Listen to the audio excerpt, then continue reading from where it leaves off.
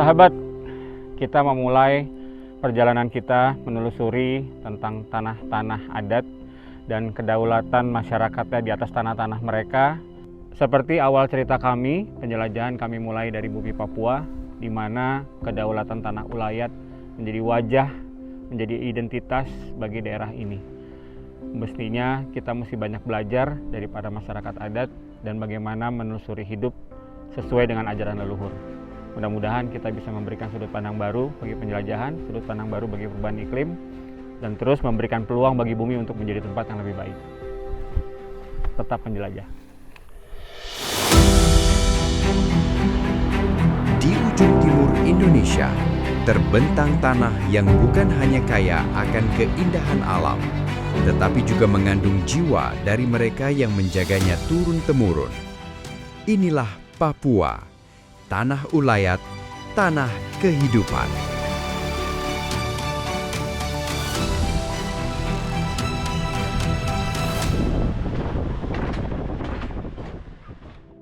Tadi lupa. Selamat siang Bapak. Selamat Selamat siang Bapak.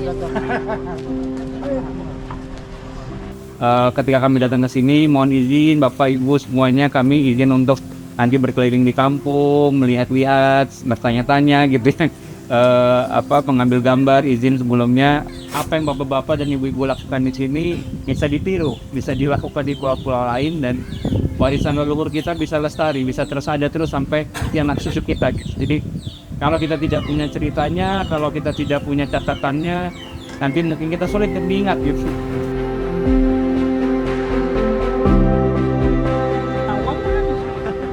Dia beli nanti besok, sudah besok baru beli. Itu harus balik lagi dia. Paling banyak dapat berapa kilo, ratus kilo gitu. Tonnya. Malam. Duku Papua, guys. Selama ini kan kita tahu duku Palembang. Ya. Duku Papua ini. Wah, Tapi sayangnya kita datang bukan musim yang tepat karena Ya, kalau udah musimnya selesai. dapat. Iya. Berapa per kilo sini, Pak? Duku? Duku 300. Hitung per karung. Per karung berapa? Kalau kadang 3,5, 350 Ribu. Iya, dia lebih mahal dari kakao ya jadinya ya. kalau pas lagi sepi-sepinya sampai 600. 600 satu karung. Wes, ya. Permisi ya Bapak. Tongkat kayu jadi tanaman kalau di Papua bukan sekadar lirik lagu, tapi kenyataannya begitu. Biji pinang dibuang, tumbuh pinang. Tumbuh. Biji duku dibuang, tumbuh duku. Tumbuh. Jadi di sini suburnya tanah Sawoy menghidupi warganya. Dan kita melihat bagaimana tanah dan kedaulatan rakyat menjadi jahitan satu cerita yang dibungkus oleh masyarakat adat. Keren. Tetap menjelajah. Kita mau ngeliat ke hutan, masuk karena kondisi jalannya tidak memungkinkan untuk mobil biasa, jadi kita mesti penggerak 4 roda. Yuk, kita jalan dulu ya.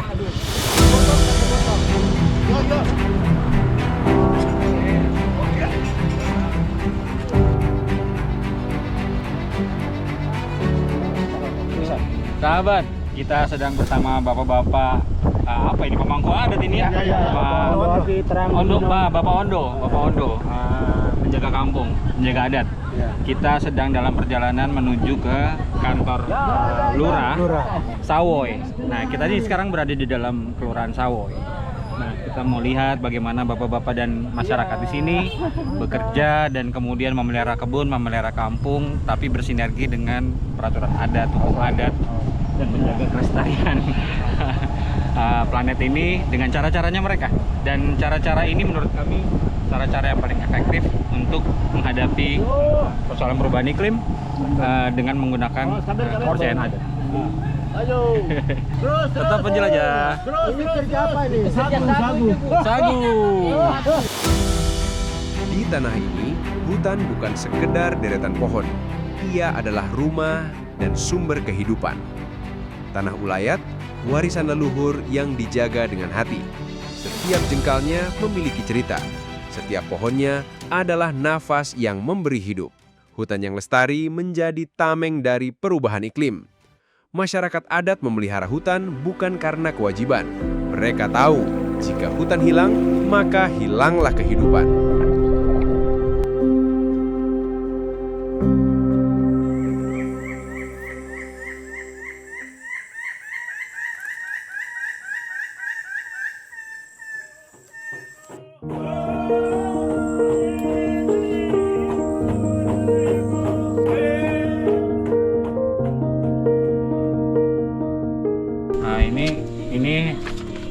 kami temui itu di sini nih satwa-satwanya nih Pak, yang ada di Papua sana tuh. Di tengah hamparan hutan dan lembah yang hijau, berdiri sebuah kampung adat yang kaya tradisi. Sawoi Nyah. Kampung Sawoi Nyah bukan sekedar tempat tinggal. Ia adalah simbol harmoni antara manusia, adat, dan alam yang selalu terjaga. 12 distrik luas juga ya. Itu termasuk di dalam 700 hektar itu ya? Tidak. Itu 12 distrik itu dengan gaya mata pencarian berbeda-beda berarti. Apa aja yang biasanya? Kayak bertani. Bertani, berkebun. Hasil hutannya apa aja? Jagung yang pakai gitu. Jagung manis itu. Oh, yang dari 12 distrik itu yang transmigran Transmigran itu termasuk di dalam situ. Jadi transmigrasi itu membaur di antara Masyarakat distrik-distrik itu. Ya, distrik Berdampingan di kampung itu. Distrik Nimbokrang itu kan ada trans dan ada masyarakat lokal juga. Makanya disebut nimbo lokal, nimbo trans.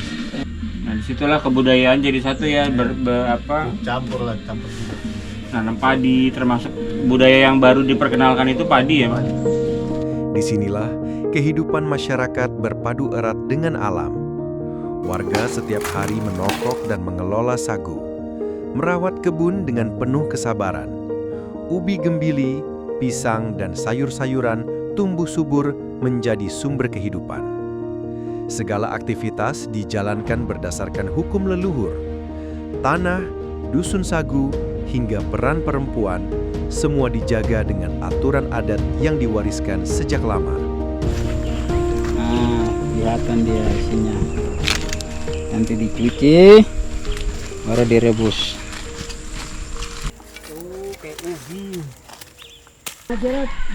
Kita sedang di Kampung Sawoi bersama bapak-bapak dan mama-mama yang biasa kegiatan pagi hari itu adalah membersihkan kebun seperti yang saat ini sedang kita saksikan.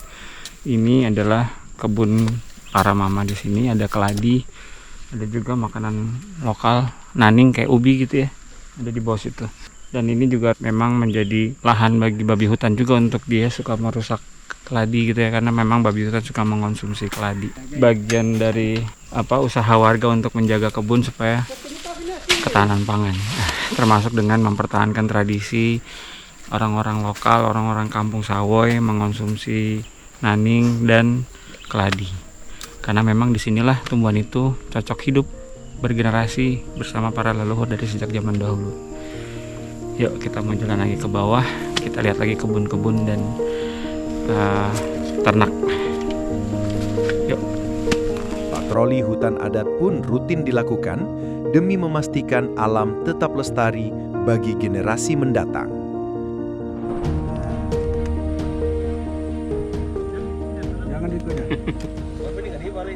Hanya taruh di mulut Yeah. Ini ulat sagu. Jadi ulat sagu itu biasanya terdapat di batang-batang sagu yang busuk, yang jatuh karena memang udah tua ataupun lapuk. Dan biasanya dibiarkan sama warga untuk kemudian dipanen ulat sagunya.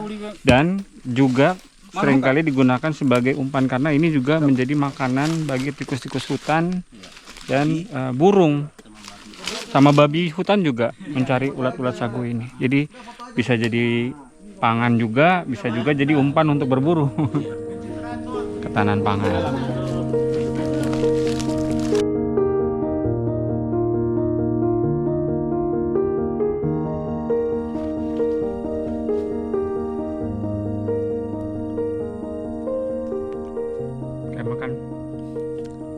Kayak makan nasi.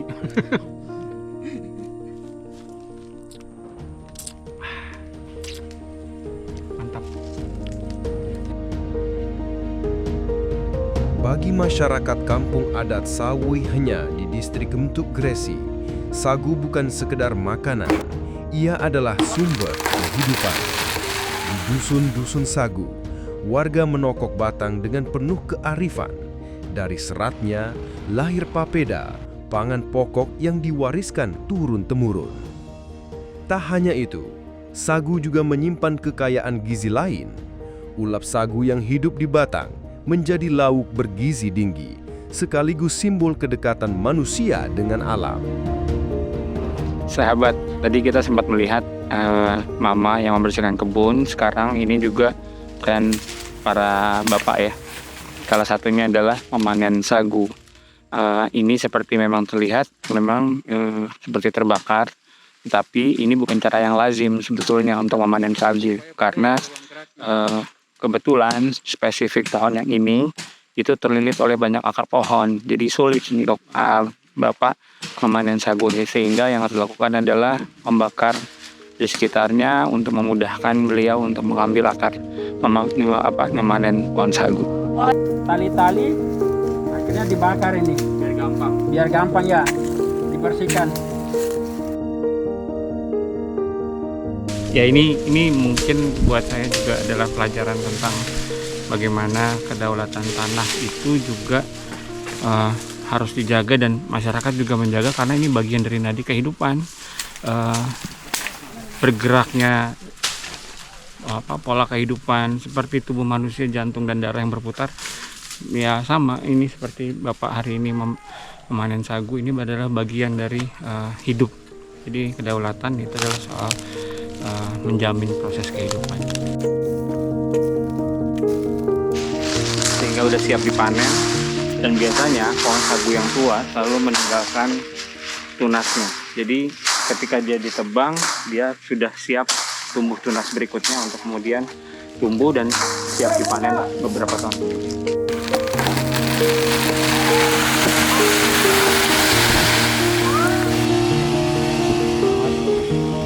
Gotong royong ini memanen sagu. Jadi ditebang lalu kemudian dibersihkan, kemudian lalu nanti baru diambil sagunya. Ini gotong royong masyarakat kampung beramai-ramai untuk dari mulai tadi berdiri sampai merobohkan, ini kerja banyak orang, bukan satu orang. Di tengah hamparan hutan lebat kampung adat Sawoi masih memegang erat tradisi leluhur, salah satunya berburu dengan busur, panah, dan tombak. Para lelaki menelusuri hutan adat. Hasil buruan tidak pernah untuk diri sendiri semata, melainkan dibagi rata kepada keluarga dan seluruh warga kampung. Aturan adat pun tegas dijaga. Satwa tertentu tidak boleh diburu agar hutan tetap lestari dan memberi kehidupan. Bagi orang Sawoi adalah wujud syukur pada leluhur yang telah mengajarkan bagaimana hidup selaras dengan rimba.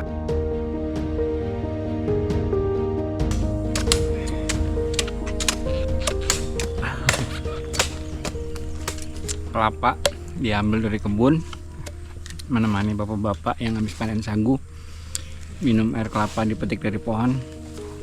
Nggak perlu dicampur gula, sama Tuhan udah dikasih gula jadi manis. Tetap menjelajah. Perempuan Sawoi hanya memegang peran penting dalam mengatur panen dan pengelolaan dusun sagu. Hukum adat mengatur kapan pohon boleh ditebang agar hutan tetap lestari.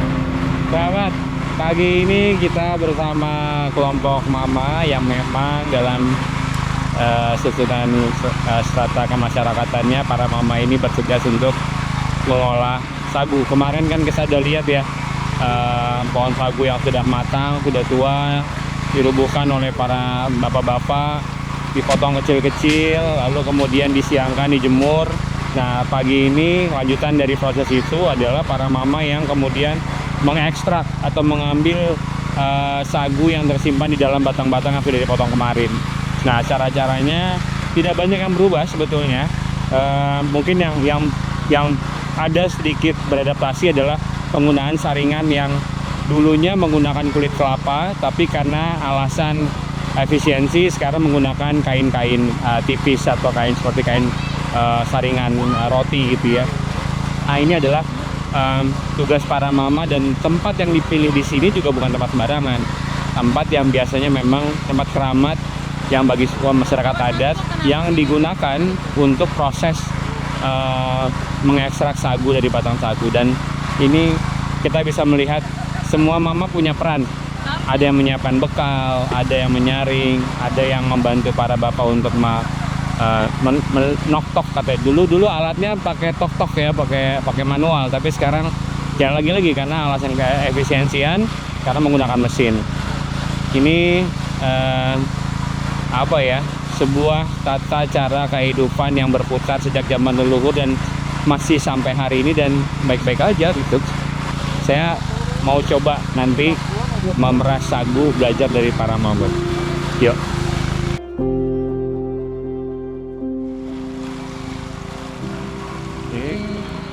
Lalu Tarik lain ke belakang baru peras. Iya. Ditarik dulu semuanya ke belakang. Iya. Lalu didorong. Dorong. Iya. Oh gitu. Kayak meras kelapa. Iya. Peras kenapa? Kayak beras kelapa, santan kelapa, kayak bikin santan kelapa. Ini berulang-ulang sampai airnya jernih. Sampai airnya bening ya. Gini dan saya buat. Sama airnya masih kelabu, dia masih mengandung sagu. Iya.